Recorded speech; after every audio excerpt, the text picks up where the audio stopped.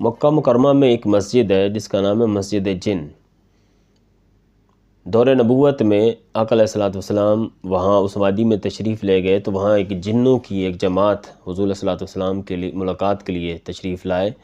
اور انہوں نے قرآن سنا۔ حضور علیہ الصلوۃ والسلام نے قرآن پاک کی جب تلاوت فرمائی تو وہ ورطہ حیرت میں مبتلا ہو گئے جن۔ تو قرآن پاک نے اس کو یوں بیان فرمایا سورہ قاف کے اندر، وَإِذْ صَرَفْنَا إِلَيْكَ نَفَرًا مِّنَ الْجِنِّ يَسْتَمِعُونَ الْقُرْآنَ، اور اے حبیب جب ہم نے جنات کی ایک جماعت کو آپ کی طرف متوجہ کیا، یستمعون القرآن، انہوں نے قرآن کو سنا، فلما حضروا قالوا انصتوا، تو جب وہ وہاں یعنی بارگاہ رسالت میں حاضر ہوئے تو انہوں نے آپس میں کہا کہ خاموش ہو جاؤ، خاموش رہو اور غور سے سنو۔ جب حضور نے تلاوت ختم کی، فلما قضی ولوا الی قوم منذرین، تو اپنی قوم کی طرف ایمان لائے، مسلمان